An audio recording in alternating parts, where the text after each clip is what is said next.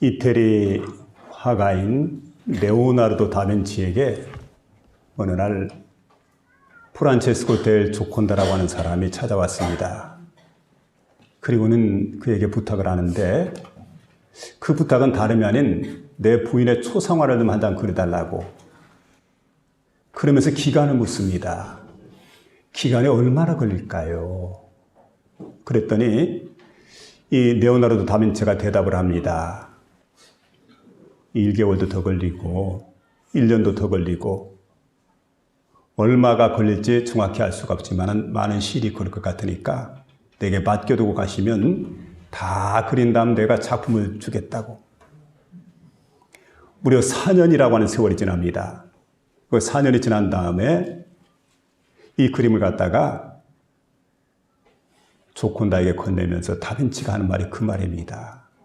이 그림은 아직도 미완성된 그림이라고. 여러분, 명작은 순간적으로 이루어지는 게 아닙니다. 명작은 미완성이라는 거지요. 아직도 미완성이다.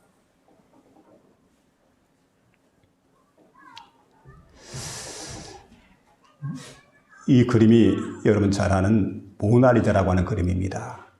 모나리자라고 하는 그림에는 이와 같은 사연이 있었습니다. 근데 여러분, 우리가 인생을 살아가면서 이렇게 보게 되면 그 순간적인 이득이나 그 순간적인 욕심 때문에 급조하고 거짓말하고 거치장하는, 그렇기 때문에 그런 세상에는 감동을 줄 만한 작품도 없고 감동을 줄 만한 삶의 여유가 없습니다. 흔히 그림을 말하게 될 때 서양화와 동양화로 나누어서 그림을 말하게 됩니다. 서양화도 아름답지만 동양화의 미가 있습니다. 뭐라고 생각합니까? 근데 서양화를 보면 구석구석까지 다 채색된 그런 그림이 서양화인데 동양화는 그렇지 않고 여백이 있습니다. 그래서 여백의 미라고 그러죠. 우리 사람에게도 여러분 여유라는 게 있습니다. 삶의 여유. 이게 삶의 여유라고 하는 것은 저절로 만들어지는 게 아니고 내가 만들어가는 겁니다. 여러분, 삶의 여유가 있습니까? 삶의 여유를 잃어버렸습니까? 여유가 있을 때 그 삶이 멋진 삶이 되게 되고 이 사람이 성공할 수가 있습니다. 너무 조급하다 보면 우리가 실패하기 일쑤라는 사실이죠. 그래서 언제든 우리가 삶의 여유를 좀 가져야 되겠는데, 여유라고 할 때 여유 안에 인내가 있습니다. 오랫동안 참아낸다. 인내라고 그러죠. 우리는 좀 참을성이 있어야 됩니다. 오랫동안 참아내는 그런 마음들. 성경에도 보니까요, 성경에 인내를 말하고 있는데 사도 바울은 특별히 고린도전서 13장에서 그렇게 말하게 됩니다. 사랑장에서 사랑을 말하면서 믿음, 소망, 사랑, 이 세 가지가 있을 것인데 그 중에 제일은 사랑이니라. 이러면서 사랑의 덕목을 말하게 될 때 사랑은 오래 참습니다. 사랑은 온유합니다. 사랑은 시기하지 않습니다. 사랑은 성내지 않습니다. 사랑을 쭉 설명을 해나가는데 제일 먼저, 그러니까 제일의 덕목이죠. 사랑은 오래 참습니다. 이게 사랑이. 여러분, 성경에서 말하는 그 사랑의 제일의 덕목이 바로 인내라는 그런 말씀입니다. 그래서 오늘 이 시간 저는 저와 여러분이 이 말씀을 한번 생각해 보시기를 원합니다. 인내의 정의. 인내의 세 가지 의미를 본문을 말씀해 주고 세 가지를 얘기해 주고 있는데 이 말씀을 생각해 보는 가운데 저와 여러분의 마음속에 크신 은혜가 임하게 되는 복된 시간 될 수 있기를 주의 이름으로 부탁을 드립니다. 먼저는 농부의 인내입니다. 7절에 보니까 이렇게 말하죠. 형제들아, 주의 강림하시기까지 길이 참으라. 보라, 농부가 땅에서 나는 귀한 열매를 바라고 길이 참아 이른 비와 늦은 비를 기다리나니. 자, 농부에게 주어진 것 두 가지입니다. 농부가 우리에게 주는 교훈 두 가지예요. 첫 번째로는 바로 이겁니다. 길이 참으라. 그래서 땅에서 나는 귀한 열매를 바라고 길이 참아. 이렇게 말씀해 주는데 농부의 참을성입니다. 오랫동안 참게 됩니다. 그러니까 열매라고 하는 게 하루 저녁에 뚝딱 만들어지는 게 아닙니다. 많은 시간이 지나게 됩니다. 그리고 난 다음에 아름다운 열매들이 맺혀져 가는 그런 모습들을 우리가 경험을 하게 됩니다. 그래서 여러분 농부가 귀한 열매를 맺게 하기 위해서는 어떻게 합니까? 땀을 많이 흘립니다. 수고를 많이 하게 됩니다. 마찬가지입니다. 여러분 이제 농부가 이렇게 땀을 많이 흘리고 수고를 많이 흘릴 뿐만 아니라 쌀 한 톨이 내 안에 들어올 때까지 보면 여러분 쌀 한 톨 만들어 가는 과정 속에서 농부가 엄청난 수고를 하게 됩니다. 그래서 우리가 한문이라고 하는 글자가 뜻글자인데 잘 한번 새겨보시기 바랍니다. 자, 쌀미라고 하는 글자가 있습니다. 기억이 납니까? 쌀미. 먼저는 열십자를 그립니다. 열십자. 자, 그리고 위에는 여덟 팔자가 들어갑니다. 근데 여덟 팔자가 똑바로 들어가는 게 아니라 거꾸로 뒤집어 놨습니다. 그래서 여덟 팔자 이렇게 새겼어요. 이렇게. 그리고 아래는 똑바로 여덟 팔자를 새겼습니다. 그래서 이렇게 여덟 팔자를 새겼어요. 그리고 포개놓은 거죠. 이게 뭐냐면 쌀미라는 거예요. 그럼 무슨 글자가 됩니까? 위에 팔자가 들어가고 가운데는 십자가 들어갑니다. 밑에 팔자가 들어갑니다. 쌀 한 톨이 내 입에 들어올 때까지 농부가 88번의 수고를 한다는 얘기예요. 그러니까 쌀 한 톨을 우리가 함부로 태할 수가 없는 거예요. 이 쌀을 태할 때마다 겸손한 마음을 가져야 되죠. 아하, 농부가 이렇게 수고를 하는구나. 그래서 여기 보니까 이 쌀 한 톨이 우리 식탁에 올라올 때까지 키 참는다는 것. 그리고 많은 수고를 해야만 이 쌀이 내게 올라와 내가 맛있게 먹을 수 있는 그런 음식이 되어진다는 그런 말씀입니다. 그래서 농부의 특징이 뭐냐면 농부는 길이 참는 것이다. 이걸 우리에게 말씀해 주고 있습니다. 여러분 그래서 농부는 바로 울면서 씨를 뿌리게 됩니다. 모든 비바람을 견뎌냅니다. 그리고 뜨거운 땡볕을 다 참아내게 됩니다. 그리고 최선을 다해서 수고하고 인내하고 일하게 됩니다. 그렇게 해서 열매를 만들어내는 거지요. 그게 농부가 하는 일입니다. 그리고 또 한 가지 보니까 두 번째는 이른 비와 늦은 비를 기다리나니. 비라고 하는 게 두 종류로 나타납니다. 이른 비가 있고 늦은 비가 있고. 그럼 우리는 여러분 이른 비는 뭡니까? 새벽에 내리는 비가 이른 비 이렇게 생각하고 저녁에 내리는 비는 늦은 비. 근데 그게 아니고 보통 그 팔레스틴에서 이제 비가 내릴 때 보면 우기 때 비가 내리게 되는데 집중적으로 비가 내리는 그 시기에 바로 10월 말에서 11월 초까지 이때 내리는 비를 가리켜서 이른 비라고 그럽니다. 늦은 비는 3월 달에서 4월 달 내린 비를 가리켜서 늦은 비 이렇게 말하게 됩니다. 그럼 이른 비는 어떤 의미가 있습니까? 이른 비는 땅을 부드럽게 합니다. 농사를 잘할 수 있도록. 늦은 비는 곡식들이 잘 자랄 수 있도록 이렇게 늦은 비가 내리게 됩니다. 우리 표로 말하면 유수 형성기예요. 가장 물이 많이 필요로 하는 그런 시기에. 자, 이렇게 이제 물이 필요로 하는 시기에 비가 내리게 되는데 농부는 언제나 비를 기다립니다. 그러니까 여러분 애굽에 있을 때는 언제든 물이 있기 때문에 그 물을 갖다 끌어들여서 농사를 줄 수 있지만은 약속의 땅 가나안에 가서 보니까 하나님께서 하늘에서 비를 내리지 않으면 이 비가 없어서 물이 없어서 농사를 지을 수가 없기 때문에 언제나 하늘을 바라보고 농사를 짓게 되는 천수답이었다는 말이에요. 그러니까 하늘을 바라보면서 비를 기다리는 그리고 때를 따라서 하나님께서 이렇게 비를 내려주게 되는데 비를 기다릴 뿐만 아니라 과일가는 그런 과정을 기다리는 이게 농부의 특성인 걸 보게 됩니다. 농부는 기다린다는 거지요. 중국에서도 이런 이야기가 있습니다.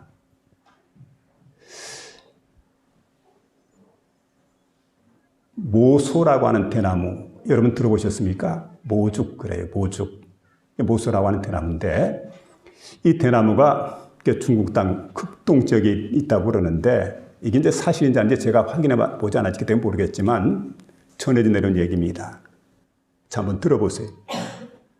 어떤 농부가 대나무를 심었습니다. 그리고 언제 올라오려나 생각하면서 이제나 저제나 기다리고 있는데 1년이 지나도 올라오지 않아요. 2년이 지나도 올라오지 않습니다. 3년이 지나도 4년이 지나도 마찬가지입니다. 이상하다. 나무를 심은 지가 4년이 지났는데 왜 올라오지 않을까? 그래서 막연히 기다리게 되는데 5년째가 되었습니다. 그때 여러분 놀라운 일이 났어요. 갑작스럽게 막 대지를 뚫고 많은 대나무 싹이 막 올라오면 이곳저곳 다 올라와요. 그러더니 이 대나무 싹이 자라기 시작하는데 하루에 30cm 이상을 자라는 겁니다. 쑥쑥 자라는 거예요. 한 자 이상씩. 그리고 한 6주 정도 지나고 나니까 15m 정도 자라는 튼튼한 대나무가 되었는데 이게 그야말로 대나무 숲을 이루게 된 거예요. 엄청난 숲이 되어버렸어요. 그러니까 막 농부가 얼마나 기뻤겠습니까? 막 입이 귀에 걸려버렸어요. 너무 좋아가지고. 근데 대나무도 보니까 내구성도 강하고 얼마나 질 좋은 대나무인지 이 대나무를 베어다가 팔았는데 그야말로 떼돈을 벌었어요. 큰 돈을 벌었다는 얘기입니다. 근데 여러분 생각해 보시기 바랍니다. 만일에 이 농부가 길이 참지 못했더라면 4년 동안 이렇게 대나무가 올라오지 않는다고 해서 만일에 갈아엎었더라면 어떻게 됐을까요? 근데 나중에 보니까요. 지나고 보니까 자, 어떤 현상이 나타나냐면은 4년 동안 나무가 자라지 않은 게 아니고 땅속으로 자라간 거예요. 뿌리가. 그래서 10m 이상씩 막 쭉쭉 뻗어나갔던 거예요. 대나무가. 그러고 있다가 결국은 이제 대지를 뚫고 싹이 올라오게 될 때 땅속에 있는 엄청난 뿌리에서 자양분을 막 끊임없이 갖다 제공해 주니까 이 대나무가 튼실하게 잘 자라더라는 거예요. 명품 대나무가 되더라는 거죠. 그래서 여러분 우리의 삶 속에 정말 중요한 건 뭘까요? 오랫동안 참는다는 것. 농부가 참았을 때 그 대나무 숲을 그는 볼 수가 있었고 그는 많은 돈을 벌고 부자가 될 수 있었던 것처럼 하나님 우리에게 말씀합니다. 자, 그래서 갈라디아 6장 7절에 스스로 속이지 말라. 하나님은 만홀히 영향을 받지 않으니 사람이 무엇으로 심든지 그대로 거두리라. 그래서 우리가 언제든지 여러분 심어야 돼요. 부지런히 심고 그 다음에는 기다리는 겁니다. 하나님의 때를 기다리는 거예요. 여러분 그러면 하나님께서는 승하게 채워주시는 겁니다. 응답을 하나님께 우리에게 주시는 거예요. 그런데 기다리지 않고 우리가 날마다 그냥 막 조급하게 서두른다고 한다면 우리가 받을 게 없죠. 우물에 가서 여러분 물을 기려야 돼요. 우물에서는. 근데 우물에 숭늉 내놓으라고 이건 말이 안 되잖아요. 하나님 앞에서도 우리가 기다림의 과정이 필요합니다. 그래서 모소 대나무 주인처럼 대나무를 심어놓고 오랫동안 기다리는 것처럼 농부가 그 씨앗을 뿌려놓고 열매가 맺힐 때까지 길이 참는 것처럼 여러분 좀 참아보세요. 그럼 때가 되면 하나님께서 반드시 응답해 주시고 가장 값지고 복된 것으로 우리에게 채워주신다는 겁니다. 이게 바로 하나님의 역사예요. 하나님 은혜입니다. 이와 같은 복된 역사가 저와 여러분 안에 일어날 수 있기를 주의 이름으로 부탁을 드립니다. 아멘. 두 번째는 선지자의 인내인데 오늘 본문 10절에 말씀해 주고 있습니다. 따라합시다. 선지자의 인내. 선지자의 인내. 누구의 인내입니까? 선지자의 인내. 형제들아, 주의 이름으로 말한 선지자를 고난과 오래 참음의 본을 삼으라. 이렇게 말씀해 주고 있습니다. 그래서 이게 보니까 선지자들이 하는 일이 뭐냐면 하나님 말씀을 받는 거예요. 그리고 하나님 말씀을 전하는 겁니다. 그래서 여러분 요즘에는 목회를 할 만해요. 그래도 왜냐하면 여러분들이 말씀을 받아들이니까. 받을 뿐만 아니라 말씀에 대해서 화답도 합니다. 은혜가 되면 아멘. 그러면 기분이 좋아요. 안 먹어도 배불러요. 그런데 여러분 선지자들이 활동했던 그 시기에는 하나님 말씀을 전하게 될 때 수많은 고통이 따라왔다는 거예요. 말씀을 사람들이 받지 않습니다. 말씀을 거절합니다. 말씀을 태양하게 됩니다. 그리고 말씀을 전하는 자들에게 핍박이 가해지게 되는데 어떤 사람들은 매를 맞습니다. 어떤 사람은 감옥에 들어갑니다. 어떤 사람은 돌에 맞습니다. 그런 시기예요. 그런데 우리가 잘 아는 여러분 그 이사야라고 하는 선지자가 있는데 전해져 내려온 전승에 의하면 이사야 선지자가 어떻게 세상을 떠났을까 하고 보니까 여러분, 이사야 선지자가 하나님 복음을 전하고 그리스도 예수를 예언한, 집중적으로 예언한 그런 선지자였는데 이 선지자가 토백혀서 죽임을 당했다. 여러분, 사지를 절단하는, 그러니까 많은 고통을 가하는 거예요. 그렇게 죽이는 거예요. 사지를 절단해가지고 톱으로 이렇게 해서 이사야 선지자를 죽였다는 거예요. 그리고 예레미야 선지자는 이스라엘 백성들에게 외치게 됩니다. 여러분, 이스라엘 나라 망할 겁니다. 유대 나라 망합니다. 왜냐하면 하나님을 경외하지 않고 우상을 섬겼기 때문에 하나님의 심판은 반드시 임하게 되는데 누구를 통해 심판하느냐? 바로 바벨론 나라 통해서 심판합니다. 깨끗하게 바벨론 나라에 손드세요. 항복하세요. 그게 살아남을 수 있는 유일한 길입니다. 하나님 매를 들어 때릴 때 순수하게 매를 맞는 게 좋잖아요. 근데 그렇지 않고 예레미야를 끌고 애굽으로 데려갑니다. 그리고 예레미야를 갖다 애굽에서 돌로 때려 죽였어요. 선자가 이렇게 세상을 떠나게 됩니다. 세례 요한은 바른 말하다 감옥에서 목배임 당하게 됩니다. 그런가 하면은 초대교회 그 집사였던 스데반 집사는 돌에 맞아 순교하게 됩니다. 베드로는 십자가에 거꾸로 매달려 죽게 됩니다. 자, 그러면 생각해 보세요. 이렇게 젊은 나이에 다 세상을 떠나게 됐으니까 이 사람들 실패한 사람들이 아닐까. 근데 성경은 이들이 실패한 것이라고 말하지 않죠. 여러분, 고난을 인내로서 잘 극복했습니다. 인내로 극복, 참고 또 참고. 그래서 인내의 극치를 이룬 사람들이었기 때문에 이들은 바로 누구냐? 바로 성공자가 된 겁니다. 그래서 하늘에서 해처럼 빛나게 되는 복된 역사가 그들 가운데 주어졌다는 사실을 믿으며 믿음의 길을 따라가는 저와 여러분 되시기를 부탁을 드립니다. 그래서 여러분, 이런 고난을 우리가 바라볼 때마다 우리도 마찬가지죠. 그 고난이 닥쳐오게 될 때 고난에 굴복하지 않고 끝까지 인내하면서 최후 승리 우리가 이제 기대해야 되는데, 근데 이게 보면 농부들이 귀한 열매를 바라고 그리고 자신을 위해서 오랫동안 수고하고 참습니다. 자신을 위해서. 공부하는 학생이 있습니다. 밤늦게까지 공부를 합니다. 왜 공부합니까? 원하는 목적을 이루기 위해서. 그리고 돈을 버는 사람이 있습니다. 이 돈 버는 사람들이 열심히 일합니다. 아침부터 밤늦게까지. 그렇게 일하죠. 이런 수고는 자신을 위한 수고인데 누구나 하는 수고입니다. 그런데 선지자적 고난이라는 게 뭘까요? 자신을 위한 수고가 아니라는 거예요. 다른 사람을 생각하면서 내가 수고하는 겁니다. 그러니까 우리가 수고하는 게 자신만 위한 수고가 아니라 이제는 성장하면서 폭이 좀 넓어져야 돼요. 그러면 어떻게 해야 됩니까? 자신만 위하는 게 아니고 남을 위해서 수고할 줄 알아야 된다는 것. 어릴 적에 보면 아이들이 예전에는요, 어머니들이 자식을 갖다 8명, 9명, 우리 집에도 9명입니다. 그냥 방문 열고 나면 얼마나 식구들이 많은지. 그러니까 누가 누구인지 몰라요. 그런데 여러분, 그때는 어떻게 했냐면은 부모, 어머니, 아버지가 자식들 키우는 게 아니고 위에 있는 누나가 키워줘요. 형님이 업어줘요.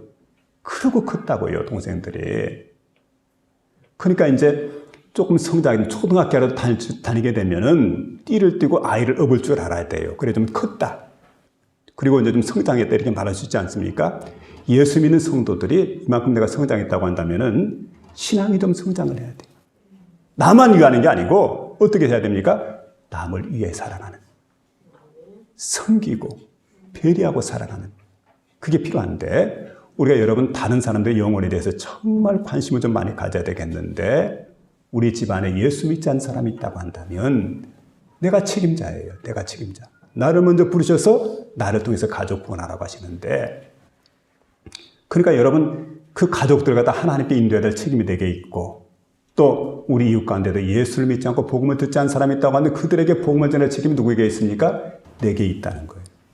내가 그들에게 생명의 복음을 전할 책임이 있는데, 이 일을 하다 보면은 많은 고난이 있고 많은 핍박도 있고 어려움도 있는데 그걸 참고 내가 견뎌나가는 거예요. 그걸 뭐라고 합니까? 그게 바로 선지자적 고난이다. 선지자적 고난. 그래서 이런 고난을 참고 견뎌나가는 저와 여러분이 될 수 있기를 주의 이름으로 부탁을 드립니다.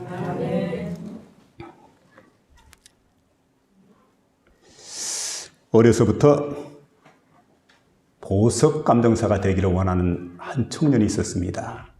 너무 멋져 보였어요. 난 크면은 보석 감정사가 될 거야.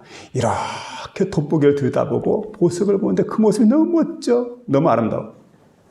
그러면서 어느 날 정말 보석 감정을 잘 아는 감정사를 찾아갔답니다. 그리고는 그에게 이렇게 얘기를 했어요. 보석 감정사님, 나도 보석 감정을 하고 싶은데 나를 좀 조수로 써주세요. 나를 좀 조수로 써주세요. 나도 이 일을 좀 하고 싶다고. 근데 이렇게 안경너머로 쳐다보더니 감정사님이 하신 얘기가 고개를 저어요. 안 된다고. 전혀 안 된다고. 돌아가라고.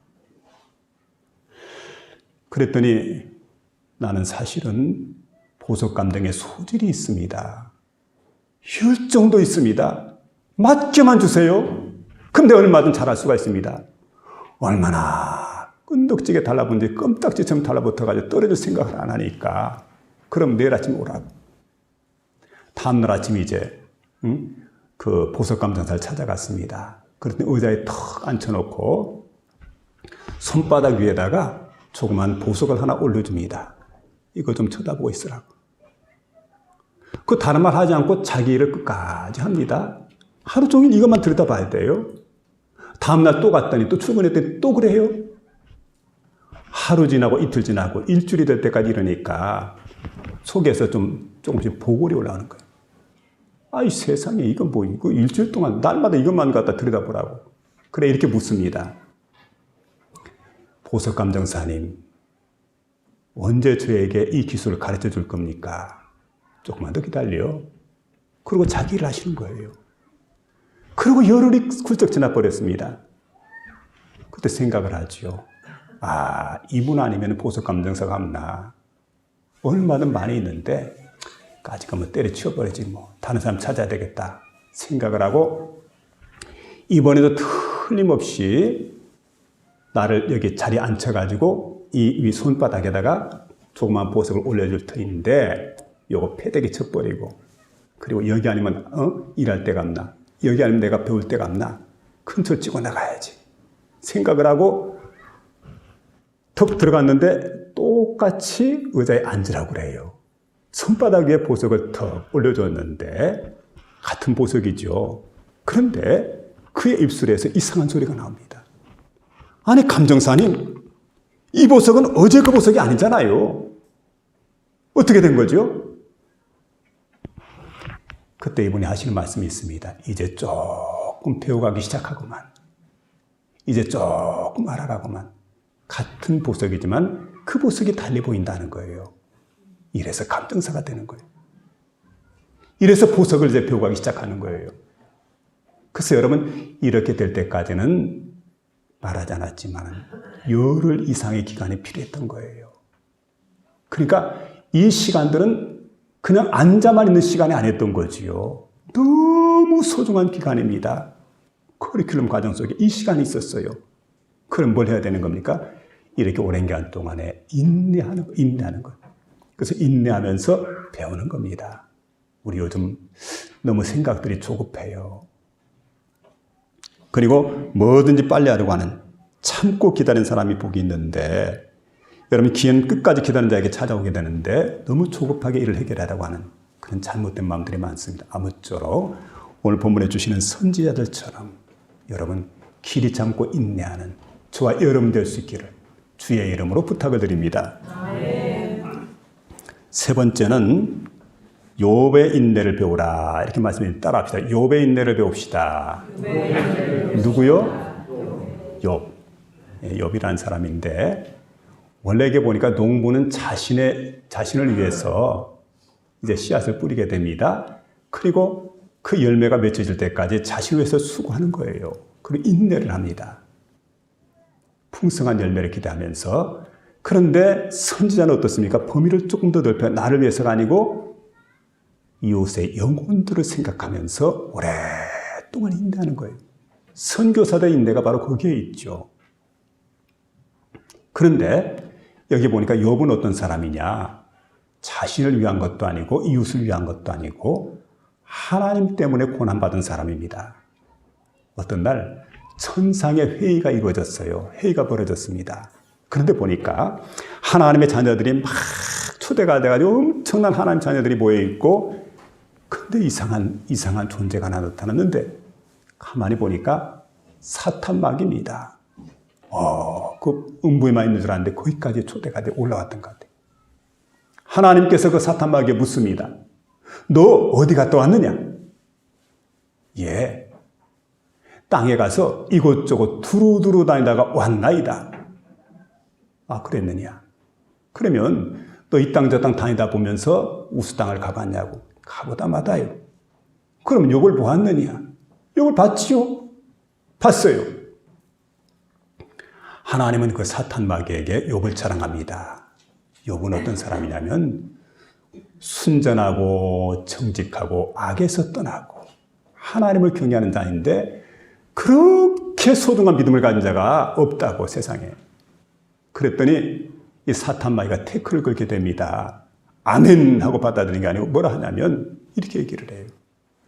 에이, 하나님께서 복 주셨으니까 뭐 잘 믿는 거고 하나님 의뢰하고 경외하지. 그도 가보세요. 절대 하나님 경외하지 않고 원망 불평할 거라고.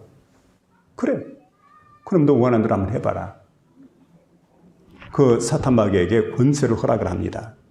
그러니까 여러분 잘 생각해야 돼요. 우리가 사탄마귀가 권세가 무조건 있는 게 아니죠. 하나님이 허락하셔야 권세를 받아가지고 사탄마귀가 역사를 하는 거예요. 그랬더니 이제 대신에 하나님께서 하시는 말씀은 절대로 욥의 몸에는 손을 대지 마라. 욥의 재산에 손을 대게 됩니다. 그러니까 하루아침에 그 갈대아 먼 나라에서 뭐 그냥 적들이 나타나게 되고 또 한 번 도적대들이 나타나고 그래가지고 와서 종들이 보고하게 되는데 소하고 나귀하고 그리고 양하고 낙타가 있는데 다 끌고 가보자고. 모든 재산을 다 잃어버렸다고 막 보고를 합니다. 조금 더 지나고 만나서 종들이 왔는데 종들이 다가와서 하는 얘기가 이런 얘기를 해요. 이번에 하는 얘기는 아니 갑작스럽게 대풍이 사방 땅 끝에서 이렇게 몰려와가지고 주인 집을 갖다 쳤는데 이 집이 무너져가지고 그 집안에 잔치하고 있던 10명의 자녀들이 한꺼번에 다 못살해버렸다고. 다 죽었다고. 여러분 이 소리를 들으니까 기가 막히죠. 욥이. 세상은 언제나 슬픔이 연속되는 곳이죠.